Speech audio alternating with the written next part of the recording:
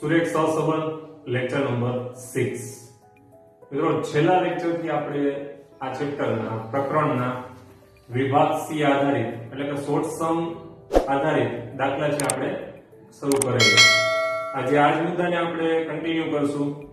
વધારાના દાખલા તરફ આગળ વધીએ, જેમાં ચેક કરો તમે n બરાબર 9 sigma x 468 sigma y 963 sigma x ઓછા 52 આખા કૌંસનો વર્ગ 60 એ રીતે સિગ્મા y ઓછા 107 અને કૌંસ પરનો વર્ગ 1486 સિગ્મા x ઓછા 52 y ઓછા 107 225 હોય તો સહસંબંધાંક શોધો. એનો દાખલાની શરૂઆત કરીએ પહેલા સ્પષ્ટતા કરી દો. કાર્લ પિયર્સનની રીતના ટૂંકા દાખલા માટેના 3 સૂત્રો તેમજ મુખ્ય વિભાગ F ના દાખલા માટેના અલગના 3 સૂત્રો, આમ કુલ 6 સૂત્રો છે એ તમને સ્પષ્ટ હોવા જોઈએ, ક્લિયર હોવા જોઈએ, તમને આવડતા હોવા જોઈએ.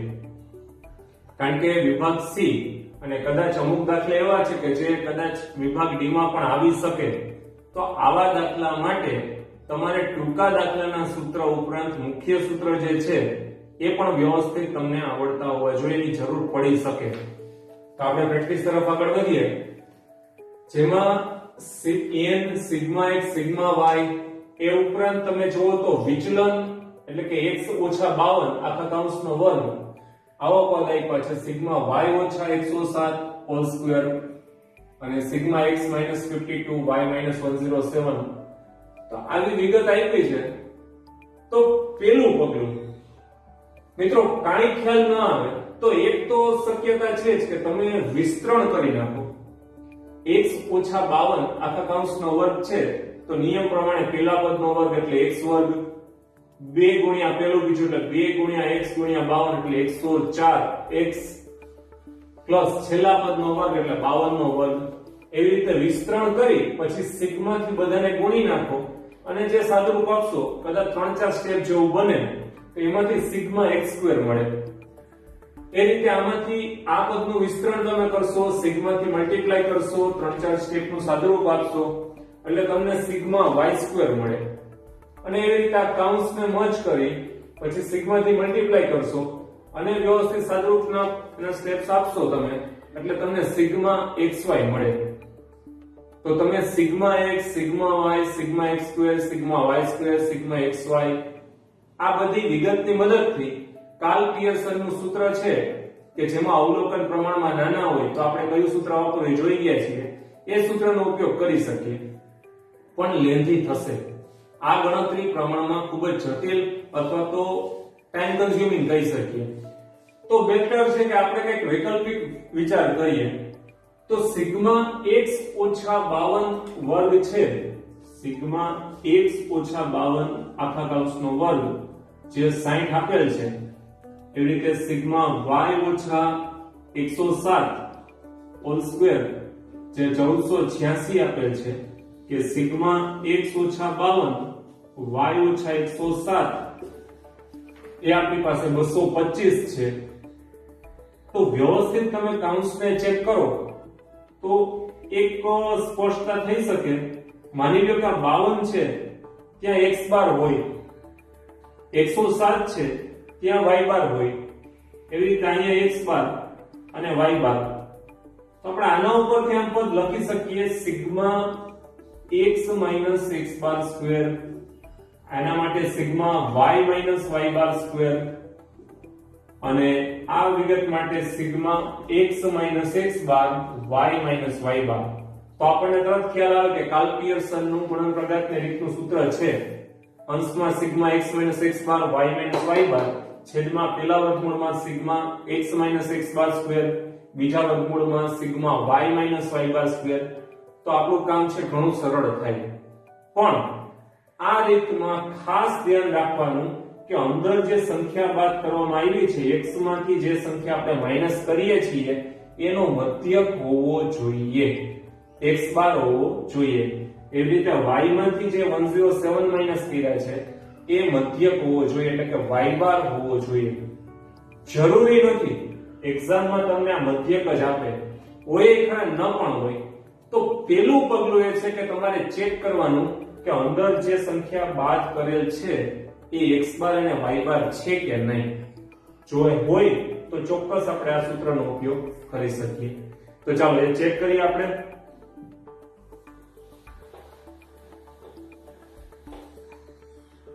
સૌપ્રથમ ક્યારેક તમને x બાર y બાર આપી દેશે, નહીં આપે તો સિગ્મા x ને સિગ્મા y ની મદદથી આપણે x બાર y બાર ફાઇન્ડ કરી લઈએ. તો કેલ્ક્યુલેશનમાં x bar is equal to sigma x upon n, મતલબ 468 ભાગ્યા n બરાબર 9. 9 5 45 9 2 18 એટલે x બાર આવશે 52 52. અને y બાર નું કેલ્ક્યુલેશન કરી લે. Sigma y upon n, sigma y upon n means 963 ભાગ્યા 9 107 107. તો આપણી પેટા ગણતરી થઈ. પેલું કામ x બાર y બાર મેળવી લેવાનું. ઘણી વખત રકમમાં તૈયાર આપી દેશે x બાર y બાર, નહીં આપ્યા હોય તો તમને સિગ્મા x સિગ્મા y આપી શકે, અથવા કોઈ ફેરફાર કરીને તમારે પ્રાયોરિટી આપવાની પેલા મધ્યક મેળવી લેવાનું. હવે આપણી પાસે x બાર છે 52, y બાર છે 107. હવે આપણે ચેક કરીએ x ઓછા 52 નો વર્ગ. આ 52 ડેફિનેટલી x બાર છે. તો આના પરથી આપણે આમ લખી શકીએ કે સિગ્મા x ઓછા 52 હોલ સ્ક્વેર છે.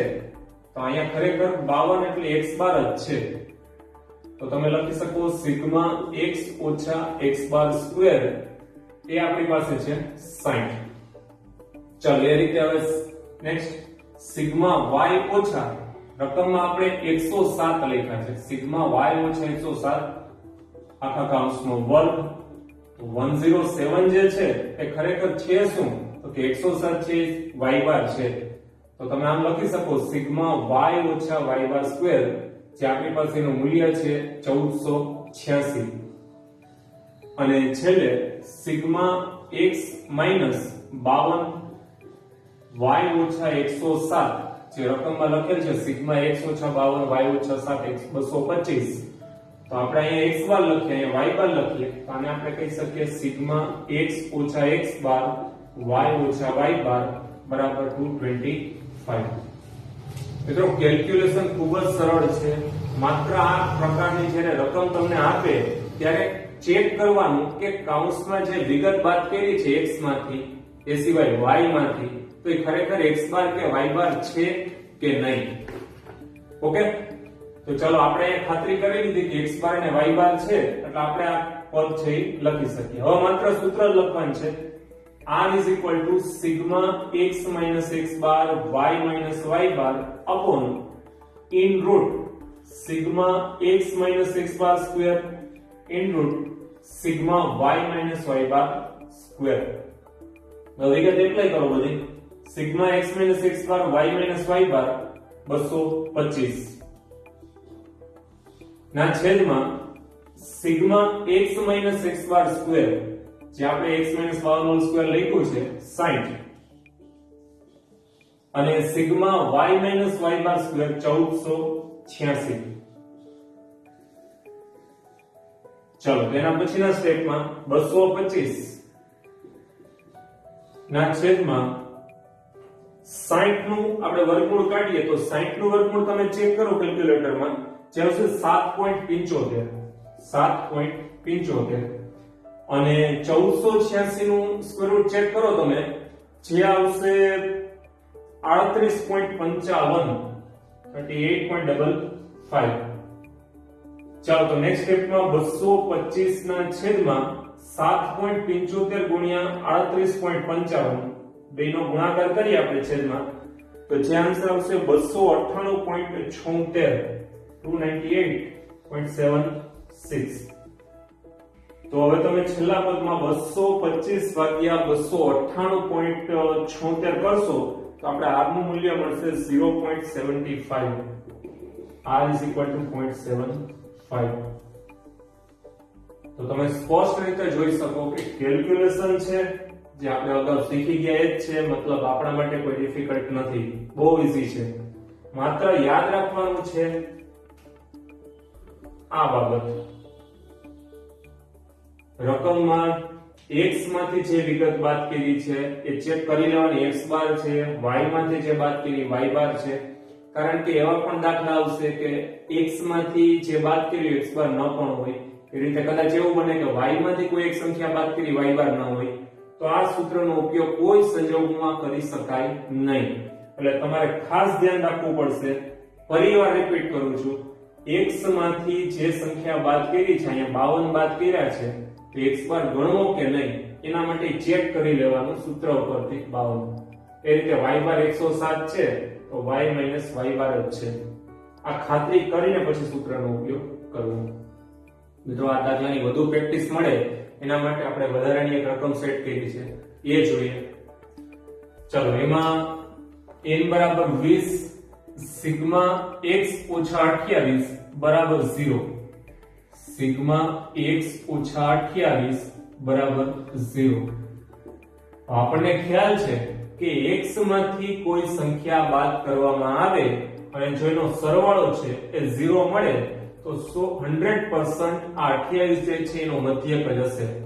11th માં એક આપણે નિયમ શીખી ગયા છીએ, મધ્યકમાંથી લીધેલા વિચલનોનો સરવાળો હંમેશા શૂન્ય થાય.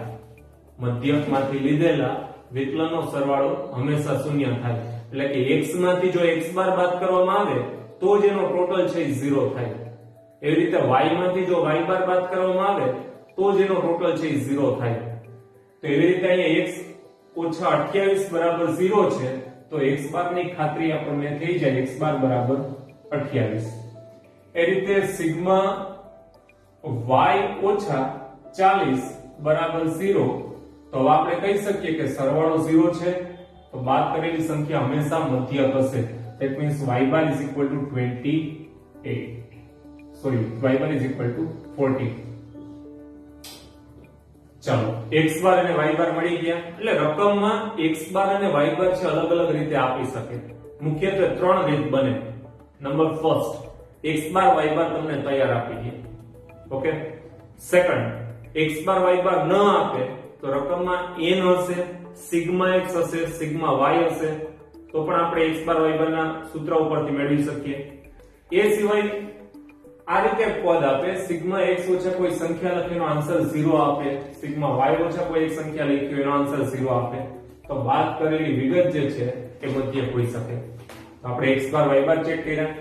એ સિવાય વધારાની વિગતમાં સિગ્મા x ઓછા 28 નો વર્ગ, સિગ્મા y ઓછા 40 નો વર્ગ, સિગ્મા x ઓછા 28 y ઓછા 40.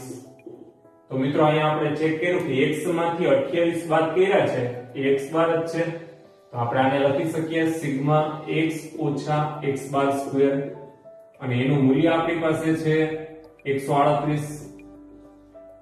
એ રીતે આપણે સિગ્મા y ઓછા 40 લખ્યા છે અને 40 ખરેખર y બાર જ છે, તો આપણે ચોક્કસ લખી શકીએ સિગ્મા y માઈનસ y બાર સ્ક્વેર, જેનું મૂલ્ય આપણી પાસે છે 136. અને સૌથી છેલ્લે x માંથી x બાર અને y માંથી y બાર આપણે બાદ કર્યા છે 28 ને 40, તો આપણે આના માટે લખી શકીએ સિગ્મા x ઓછા x બાર y ઓછા y બાર, અને તેનું મૂલ્ય આપ્યું છે 120. માત્ર કન્ફર્મ કરી લીધું કે માઈનસ કરેલી જે વિગત છે, જે સંખ્યા છે, ચોક્કસ એનો મધ્યક છે, તો ડેફિનેટલી હવે તમે કાલ્ક્યુલેશનના આ સૂત્રનો ઉપયોગ કરી શકો. r is equal to sigma x minus x bar y minus y bar upon in root sigma x minus x bar square in root sigma y minus y bar square.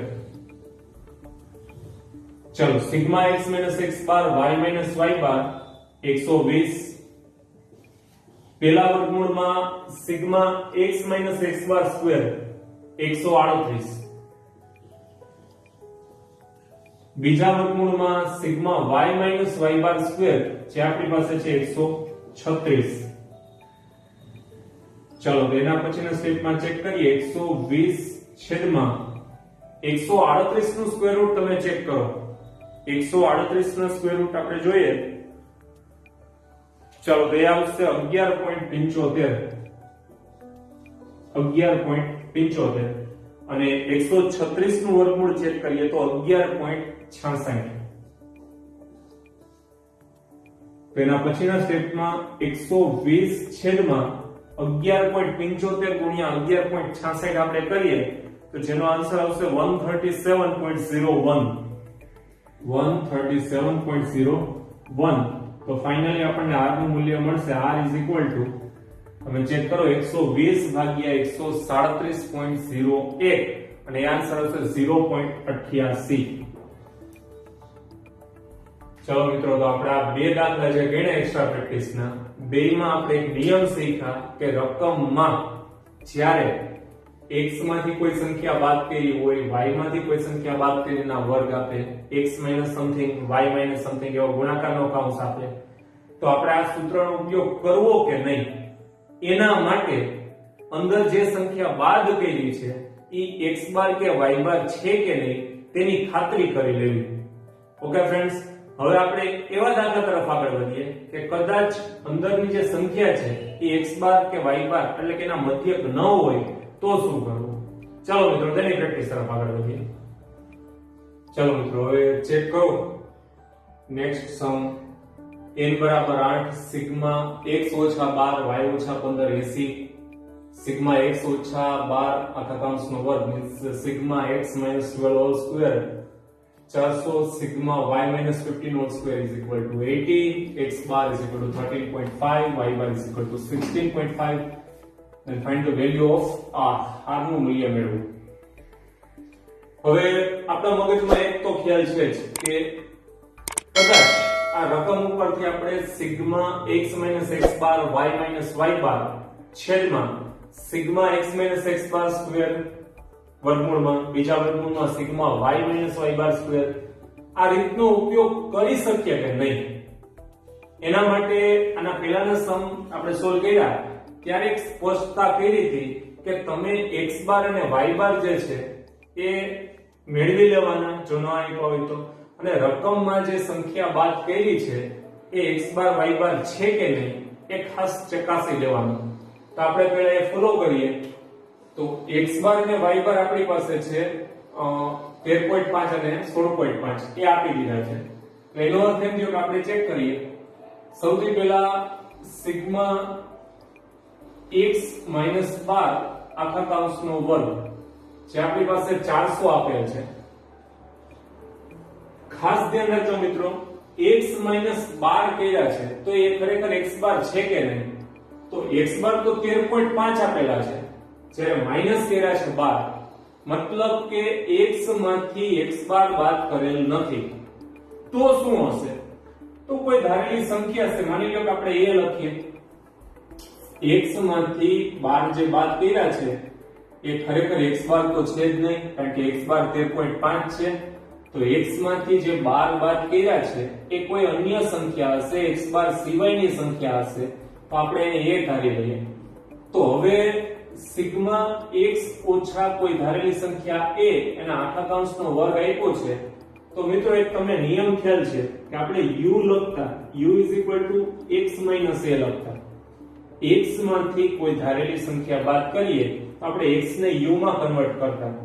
તો આપણે આ નિયમ પ્રમાણે x - a છે આપણે ચલને u કહીએ તો u માથે સ્ક્વેર એટલે u સ્ક્વેર આગળ સિગ્મા એટલે સિગ્મા u સ્ક્વેર લખી શકીએ. જ્યારે રકમમાં x માંથી કોઈ અન્ય સંખ્યા બાદ કરેલી હોય તો આપણે x ને u માં કન્વર્ટ કરીએ એટલે કે u માથે સ્ક્વેર ને આગળ સિગ્મા એટલે સિગ્મા u સ્ક્વેર કહી શકીએ. તો એવી રીતે આપણે સિગ્મા y - 15 આખા કૌંસનો વર્ગ જે આપણી પાસે 80 આપેલ છે, તો y માંથી જે 15 બાદ કર્યા છે એ ખરેખર મધ્યક છે કે નહીં એ ચેક કરીએ. અને અહીંયા તો હું બધા ચેક સ્પષ્ટતા કરીશ કે પહેલી વખત જ્યારે આપણે ધારેલી જે સંખ્યા બાદ કરી છે એ મધ્યક નથી તો બીજા વાર ચેક કરવાની જરૂર જ નથી. બીજી વાર તમારે સિગ્મા v સ્ક્વેર કહી જ દેવાનું, કારણ કે બે માંથી એકમાં પણ મધ્યક ન હોય તો અગાઉ આપણે જે સૂત્રનો ઉપયોગ કર્યો એ સૂત્ર ચાલે નહીં. ઓકે ફ્રેન્ડ્સ, ચલો અહીંયા y માંથી જે 15 બાદ કર્યા છે તો એ y બાર નથી, કારણ કે y બાર 16.5 છે. આ કોઈ અલગ એક સંખ્યા બાદ કરેલી હશે, આપણે એને b કહીએ, તો y - b હોલ સ્ક્વેર છે એને આપણે v કહીએ તો સિગ્મા v સ્ક્વેર કહી શકાય. તો આપણી પાસે સિગ્મા u સ્ક્વેર છે, સિગ્મા v સ્ક્વેર છે. ફરીવાર હું આ એકની એક વાત રિપીટ કરીશ, તમે વ્યવસ્થિત સમજજો. અને મિત્રો, બોર્ડની એક્ઝામમાં ઓલરેડી 2 વખત પૂછાયેલો દાખલો છે આ, એટલે ખાસ ધ્યાન રાખીને સમજજો. x માંથી કોઈ સંખ્યા બાદ કરી છે એ આપણે ચેક કરવાનું કે મધ્યક છે કે નહીં.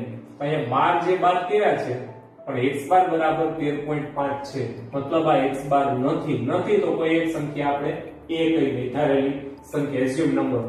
તો sigma x - a whole square છે તો એને આપણે સિગ્મા u સ્ક્વેર કહી શકીએ, મતલબ 400 બરાબર સિગ્મા u સ્ક્વેર. એ રીતે સિગ્મા y - 15 હોલ સ્ક્વેર છે, જ્યાં 15 છે એ y બાર છે કે નહીં, તો y બાર બરાબર 16.5 છે, મતલબ આ સંખ્યા કોઈ અલગ હશે, ધારેલી સંખ્યા, એટલે b કહીએ. તો y - b હોલ સ્ક્વેર મતલબ સિગ્મા v સ્ક્વેર. તો એવી રીતે આપણને ખ્યાલ આવે કે જે આ પદ આપેલું છે સિગ્મા x - 12 y - 15, તો આપણે આને u કહીએ, x - a, આ y - b એટલે v કહીએ, તો uv મતલબ આને આપણે કહી શકીએ સિગ્મા uv, જે આપણી પાસે છે 80. તો હવે આપણી પાસે સિગ્મા u સ્ક્વેર છે, સિગ્મા v સ્ક્વેર છે, સિગ્મા uv પણ છે, એ સિવાય રકમમાં n પણ છે. તો હવે આપણે સિગ્મા u અને સિગ્મા v માત્ર એ બે પદની જરૂર પડશે. તો સૌપ્રથમ એનું કેલ્ક્યુલેશન કરી લઈએ, પછી ફોર્મ્યુલા તરફ આગળ વધીએ. તો મિત્રો ચેક કરીએ, એક સૂત્ર, પેટા સૂત્ર તમે યાદ રાખજો, x bar a sigma u n. x bar a sigma u n. તો x બાર બરાબર આપણે લખશું રકમમાં છે 13.5. 13.5 બરાબર a એટલે x માંથી જે સંખ્યા માઈનસ કરી મતલબ 12 plus sigma u n, sigma u મેળવવાના છે, છેદમાં n ના સ્થાને લખશું આપણે 8. તો તમે આમાં સ્ટેપ આપો તો 12 જે છે એને તમે સામે લઈ જાઓ એટલે એ માઈનસ થઈ જશે. તો 13.5 માંથી 12 ગયા એટલે આવશે 1.5 બરાબર સિગ્મા u ના છેદમાં 8. અને મિત્રો 8 છે ને સામે ગુણાકારમાં જવા દો તો સિગ્મા u તમને મળશે 1.5 ગુણ્યા 8 એટલે તમને મળશે સિગ્મા u બરાબર 12. સેમ કેલ્ક્યુલેશન આપણે બીજા સૂત્ર ઉપરથી સિગ્મા v મેળવી શકીએ. જોઈએ, આ પહેલું સૂત્ર હતું, બીજું સૂત્ર આવી રીતના બનશે y બાર b સિગ્મા v n, જેમાં y બાર ના સ્થાને એની કિંમત મૂકો, y બાર બરાબર મૂકશો 16.5 b બરાબર તમે મૂકશો 15 પ્લસ સિગ્મા v છેદમાં n બરાબર 8. તો હવે 15 છે એ બાદ કરશો, સામે 15 બાદ કરશો એટલે જવાબ આવશે 1.5. 1.5 બરાબર સિગ્મા v ના છેદમાં 8. અને અહીંયા પણ 8 ગુણ્યા 1.5 એટલે સિગ્મા v પણ આવશે 12. જરૂરી નથી કે એટલા જ આવે, અલગ અલગ આવી શકે કોઈ પણ રકમ પ્રમાણે. અત્યારે સિગ્મા u અને સિગ્મા v છે બે ઇક્વલ આવે છે, 12 અને 12. ચાલો, હવે આપણી પાસે રકમમાં સિગ્મા u છે, સિગ્મા v છે, sigma u square, sigma v square, sigma uv, even n પણ છે. તો આપણે ટૂંકી રીતનું સૂત્ર એટલે કે uv મેથડ છે અહીંયા એપ્લાય કરી શકીએ. તો એના સૂત્ર તરફ આગળ વધીએ. r n sigma uv minus sigma u sigma v upon n root n sigma u square minus sigma u whole square n sigma v square minus sigma v whole square. તો આપણે વ્યવસ્થિત કિંમત મૂકીએ તો n બરાબર આપણી પાસે છે 8. 8 ગુણાકારમાં સિગ્મા uv, સિગ્મા uv આપણી પાસે છે 80. તો 8 ગુણાકારમાં 80 minus sigma u sigma v. તો સિગ્મા u સિગ્મા v આપણે સિગ્મા u નું કેલ્ક્યુલેશન કર્યું 12, સિગ્મા v નું કેલ્ક્યુલેશન કર્યું 12 એટલે 12 ગુણ્યા 12. Upon n into sigma u square. n બરાબર આપણી પાસે છે 8 ગુણ્યા sigma u square. Sigma u square આપણી પાસે છે 400 માઈનસ આપણને ખ્યાલ છે કે 12 નો સીધો વર્ગ લખી શકીએ 144. એવી રીતે n સિગ્મા v સ્ક્વેર 8 ગુણ્યા sigma v square. Sigma v square આપણી પાસે છે 80. તો સિગ્મા v સ્ક્વેર 80 ઓછા એ પણ ખ્યાલ છે કે અહીંયા 12 આપેલ છે એનો વર્ગ અહીંયા લખવાનો થાય 144. ચાલો તો વ્યવસ્થિત હવે એના પછીના સ્ટેપ ચેક કરો તમે. 8 ગુણ્યા 80 એટલે 640 માઈનસ 12 ગુણ્યા 12 એટલે 144 છેદમાં 8 ગુણ્યા 400 એટલે 3200. 3200 માઈનસ 144. 8 ગુણ્યા 400 એટલે 3200 ઓછા 144 આપણે કરીએ એટલે એ તમે ચેક કરો 3056 અને બીજા વર્ગમૂળમાં 8 ગુણ્યા 80 એટલે 640. 640 માંથી 144 બાદ કરો એટલે એ આવશે 496 496. તો ચાલો 640 માંથી 144 બાદ કરીએ એટલે 496. 3056 નો આપણે સ્ક્વેર રૂટ કરીએ જે આવશે 55.28. 55.28 એ રીતે 496 એનું સ્ક્વેર રૂટ તમે ચેક કરો 22.27. ચલો 22.27 તો 496 ના છેદમાં 55.28 ગુણ્યા 22.27 જેનું કેલ્ક્યુલેશન આવશે 1231.09. 1231.09 અને છેલ્લે 496 ભાગ્યા 1231.09 કરીએ તેનો આન્સર આવશે 0.40. r is equal to 0.40. તો મિત્રો આમ જોઈએ તો ટૂંકો દાખલો તો ગણી ન શકીએ, કેલ્ક્યુલેશન ઘણું બધું છે. જ્યારે રકમમાંથી કૌંસમાં બાદ કરેલી સંખ્યા x બાર y બાર નહીં હોય એટલે x છે એ u માં કન્વર્ટ થશે, y છે એ v માં કન્વર્ટ થશે. તો આવી સ્થિતિમાં કયું સૂત્રનો ઉપયોગ કરવો એ તમને આવડવું જોઈએ. ત્યાં આપણે uv મેથડ છે એપ્લાય કરવી પડશે. જો રકમમાં x માંથી x બાર બાદ કર્યા, y માંથી y બાર બાદ કરે તો આપણે x x બાર y y બાર ફોર્મ્યુલા એપ્લાય કરી શકીએ. અધરવાઇઝ મધ્યક બાદ નહીં કરે તો uv મેથડ એપ્લાય કરવી પડશે જ. ઓકે ફ્રેન્ડ્સ, તો આપણે આ દાખલો છે વ્યવસ્થિત તમે પોઝ કરી એકવાર સ્ટેપ ચેક કરજો, તપાસજો, ધ્યાન રાખજો. ઓકે, વધારાની પ્રેક્ટિસ તરફ આગળ વધીએ. ચાલો એમાં ચેક કરો. n બરાબર 10 સિગ્મા x સિગ્મા y આપેલ છે. એના ઉપરથી આપણે x બાર y બાર ચેક કરી લેશું. અંદર જે કૌંસ જે આપ્યા છે અંદરની સંખ્યા x બાર y બાર છે કે નહીં એ આપણે ચેક કરી લેશું. તો આગળ વધીએ પ્રેક્ટિસમાં. સૌપ્રથમ x bar is equal to sigma x upon n એટલે 140 ભાગ્યા 10 કરીએ એટલે આપણને મળશે 14. તો x બાર મળ્યા આપણને 14. એવી રીતે y bar is equal to sigma y upon n. Sigma y 150 ભાગ્યા 10 એટલે કે 15. ચાલો તો x બાર અને y બાર આપણે ગણ્યા. હવે આપણે ચેક કરવાનું છે કે રકમમાં x માંથી જે સંખ્યા બાદ કરી x બાર છે કે નહીં. તો x બાર બરાબર 14 છે, જે રકમમાં x માંથી 10 બાદ કરેલ છે. એનો અર્થ થઈ ગયો કે x બાર નથી. x માંથી જે આ 10 બાદ કર્યા છે કોઈ અન્ય ધારેલી સંખ્યા હશે એ. અને એક વખત ત્યાં તમે એ લખો છો પછી y માંથી જે સંખ્યા બાદ કરી જોઈ શકાય અહીંયા 15 છે અને y બાર પણ 15 છે. પણ મિત્રો એક વખત એ લખ્યો એટલે ત્યાં આપણે નામ આપવું પડશે b, કારણ કે આપણે u અને v મેથડ એપ્લાય કરવી છે. નિયમ જે છે કે x બાર અને y બાર બંને હોવા જોઈએ. બે માંથી એક બાદ કર્યા ને એક ન કર્યા તો ફરજિયાત uv મેથડ એપ્લાય કરવી પડે. તો હવે આપણી પાસે જે રકમ છે પેલા લખી લઈએ. તો રકમમાં આપણી પાસે n બરાબર 10, આ જે કૌંસ છે આપણે એને u કહેશું.